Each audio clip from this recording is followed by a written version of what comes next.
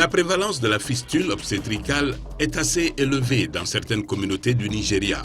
Et pour restaurer la dignité des patientes, UNFPA, le Fonds des Nations Unies pour la population, appuie les interventions de la Fistula Foundation auprès d'un centre de rééducation qu'une équipe de Wari vient de visiter. Le gouvernement togolais a entrepris depuis 2010 un vaste programme de construction et de modernisation des infrastructures routières à travers le pays. Plusieurs axes routiers de Lomé, la capitale, ont bénéficié de ce programme soutenu par la BOAD, la Banque ouest-africaine de développement. Les reporters de Wari rentrent de Lomé.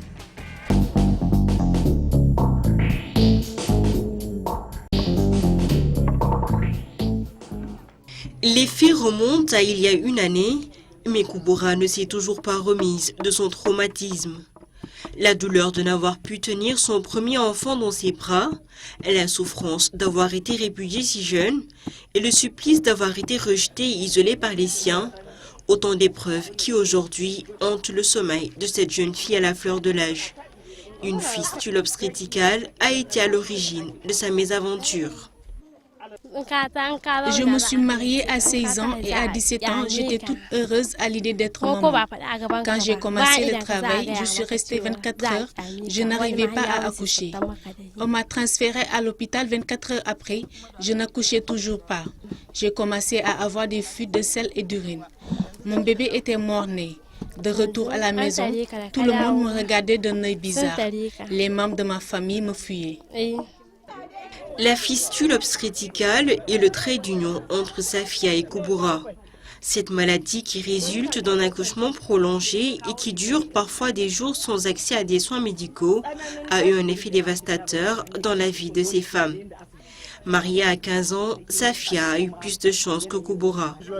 Elle a bénéficié du soutien de ses parents, dont elle est la fille unique, mais aussi de son mari qui l'a accompagnée tout au long de l'épreuve. Après 48 heures de travail à la maison, j'ai été transférée dans 2 hôpitaux avant qu'on ne me fasse une césarienne et qu'on m'enlève mon bébé qui n'était pas vivant. Je suis rentrée à la maison avec mes urines et mes selles qui coulaient car cet hôpital n'avait pas les moyens de me réparer. Les gens ne me fuyaient pas, mais étaient plutôt curieux de ce qui m'était arrivé. Donc, ils venaient me voir et repartaient. Quelques semaines plus tard, mes parents se sont rapprochés des voisins dont leur fille a été réparée de fistule. Et j'ai été conduite dans cet hôpital. Mon mari m'a vraiment soutenue avant, pendant et après l'opération. Au nord du Nigeria, le pays le plus peuplé d'Afrique, l'histoire de Kouboura et Safia est à la fois terrible et banale. Ici, dans la communauté Message située dans l'une des 44 collectivités locales de l'État de Kano, à 345 km d'Abuja, la capitale fédérale, la prévalence de la fistule obstétricale est assez élevée. Les statistiques exactes ne sont pas disponibles, mais certaines évaluations révèlent qu'entre 100 000 et 1 million seraient atteintes dans le pays. La plupart d'entre elles accouchent à domicile. Dans la majorité des cas, la fistule se développe à un jeune âge en liaison avec le premier accouchement pour lequel l'enfant est souvent mort-né. Dans la cour de l'hôpital des Canons, un mince filet d'urine le long de leurs jambes. Elles sont une dizaine à attendre l'opération qui leur rendra la dignité.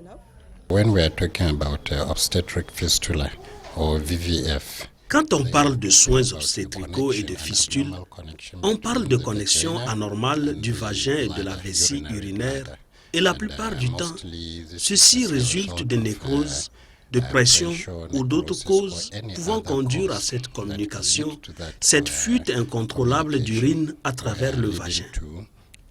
La plupart des causes sont d'ordre obstétrical. Ce que j'entends par là, c'est que la fistule provient de l'accouchement, d'une sévère blessure résultant d'un long travail obstrué, résultant de ce processus. La majorité des femmes qui viennent ici ont moins de 25 ans et en sont pour la plupart à leur premier accouchement. Des fois, on en voit qui en sont à plus de 5 accouchements, des femmes qui ont des blessures à l'âge de 35 ou 45 ans. Pendant les semaines qui suivent l'opération, c'est ici, au centre de rééducation de Kwali, qu'elles sont admises. Dans cet établissement, elles ont retrouvé le sourire, elles sont initiées à la lecture, à la couture, au tricot, entre autres. En plus de réparer le choc psychologique de la perte d'un enfant, de l'exclusion sociale et de la répudiation, ces activités leur permettent d'être autonomes une fois de retour dans leur communauté. En termes d'intégration sociale, nous les amenons au service de réhabilitation où nous les formons. Nous leur donnons des cours d'alphabétisation, nous les orientons et nous les aidons à avoir des acquis professionnels, ce qui pourra les aider à réussir au sein de leur communauté.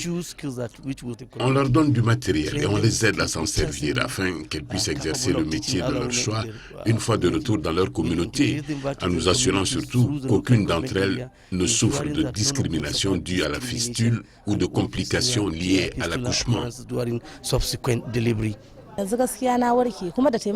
Je suis très contente maintenant que l'opération de fistule soit terminée. Je ne connais personne ici, mais je m'y sens chez moi. Même dans ma communauté, quand ils ont vu que je n'avais plus de fuite, ils étaient tous contents. Mon mari qui m'avait congédié cherche maintenant à me reprendre. Pour ce faire, ils doivent passer par Moussa, qui est à présent mon nouveau frère, qui a pris soin de nous toutes ici. Il nous a éduqués en nous donnant des conseils, en nous aidant à prendre soin de nous pendant et après la fistule. Dans ce combat pour la restauration de la dignité des patientes de la fistule, le centre de Kwali est appuyé par la Fistula Foundation, financé par l'UNFPA, le Fonds des Nations Unies pour la population. L'UNFPA soutient ainsi le relèvement du plateau médical, la prévention, la réinsertion des patientes dans leur communauté et la collecte de données sur la fistule. Pour l'UNFPA, l'élément essentiel est la prévention, mais il y a aussi le volet réhabilitation et le volet traitement. Il y a également la question de la réintégration dans leur communauté. Après le traitement, il faut les réintégrer. Pour l'UNFPA et surtout pour le nord du Nigeria, nous avons voulu mettre nos ressources limitées sur la prévention de la fistule. La prévention implique que les filles et les femmes qui souhaitent avoir accès aux structures de planification familiale aient accès à ces services. Et en plus d'avoir à leur disposition ces services, nous voulons nous assurer aussi qu'il y ait la présence d'un personnel qualifié à la naissance, ce qui est un véritable défi pour le nord parce que la plupart des femmes accouchent à la maison.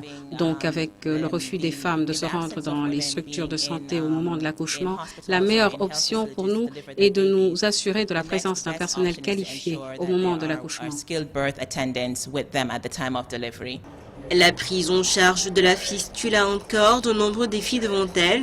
On peut citer entre autres le renforcement de la formation du personnel médical, une prise de conscience accrue des moyens de prévenir la fistule, mais surtout l'accessibilité des structures sanitaires. Cette dernière pourrait aider à dépasser la tradition de l'accouchement à domicile et sans assistance médicale, qui est le premier facteur d'exposition au risque de fistule.